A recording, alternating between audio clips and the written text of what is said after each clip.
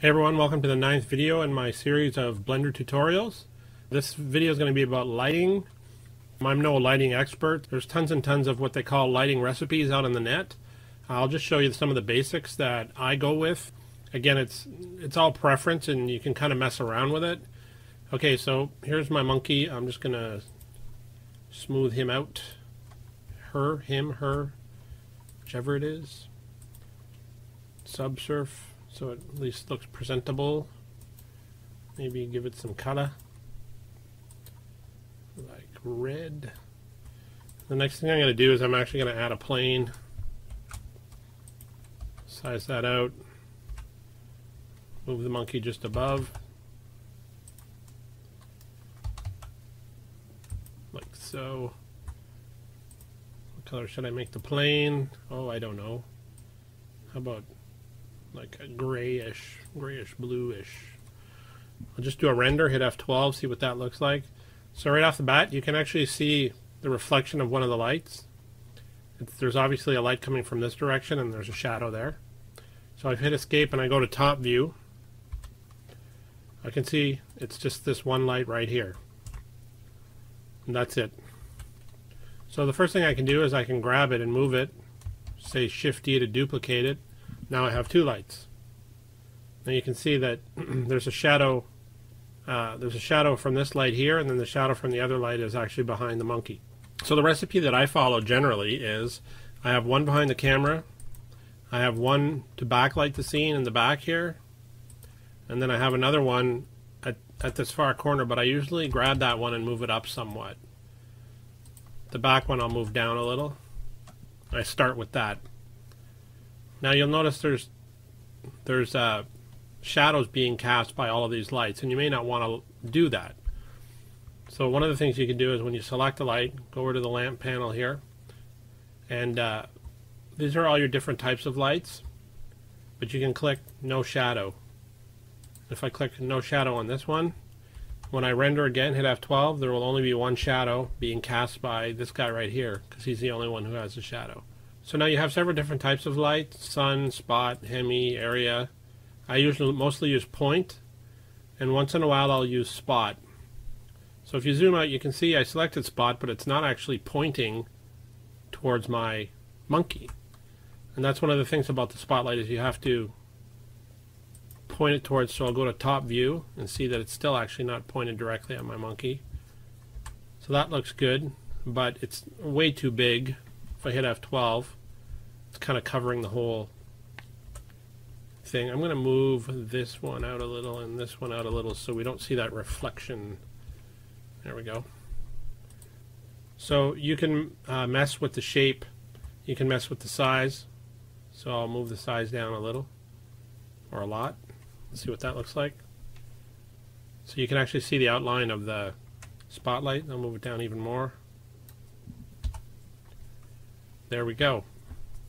Now, another thing that you can do is, say you like the spotlight, and let's move the energy up in the spotlight to 2.0. That's a little more. So you like the spotlight, or you don't like the spotlight, but you like the shadow. Then you can specify that you want only shadow, and then when you do a render, well, we can't see the shadow very well there because we moved our lights away. So let's move them back in a second. So when you render, the spotlight is now generating just the shadow, and it's not actually generating any light. If I say ray shadow, oops, wrong one. Let's go no shadow. Let's uncheck only shadow. So now the spotlight is back plus the shadow is back. Now you have different types of shadows. Buffer is generally not as good a quality. Ray is by far the best. You can mess with this soft size, which affects how it looks a little bit. Samples makes a difference. You can see it's all blurry. Again, I don't spend a lot of time on this stuff. If I do use shadows, I usually just keep them pretty crisp like that. Another thing you can do is you can select this layer only. So if you have multiple objects on multiple layers, you can move a lamp to a specific layer and then select that, and then it will only act on the objects in that layer.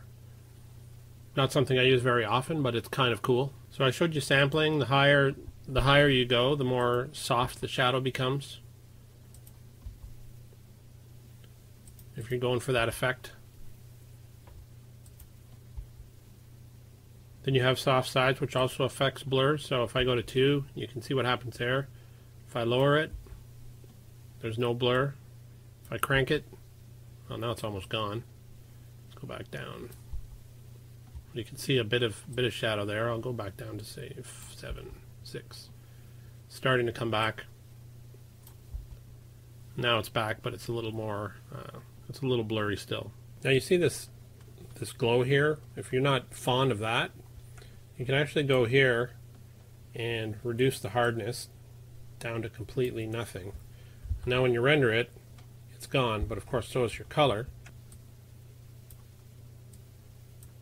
So move the intensity down to 0, and now that reflective light is actually gone. The color looks a little kind of bland, but it does the job, and it prevents those reflections from happening, especially if you want lights really close to your plane or whatever you're trying to light. You really don't want those bright lights dominating the landscape. So now I talked about world last time. If I set up a world with the same sort of colors, that looks okay. And you can see this is a nice blend right here. This isn't so good. You can mess around with that. One of the things I'll often do is just expand the plane out so that it takes up most of the camera, as it does right there. You see it kind of fades off into the background. That looks okay. So that's about all I have for lighting. I know it isn't much. Some of the other things I'll do is I'll take a really weak energy lamp like so. I'll lower it down to say 160, and I'll duplicate it so that it's surrounding the mesh in sort of a pattern like this. And what that tends to do is light every single part of the mesh really well. I did that when I wrote my book, and I modeled the whole computer. I wanted everything to be, I didn't want anything to be sort of shadowed. And of course you can remove them all, and you see the effect. The spotlight's still there, but it's only being lit from, you can see the lighting area from behind, or sort of front left of the monkey here. Again, I encourage you to just move lights around, see what you're happy with, take it from there. That's it for the lighting video. I know there wasn't a lot there, but again, it's a lot of experimentation, and I'll see you in the next video.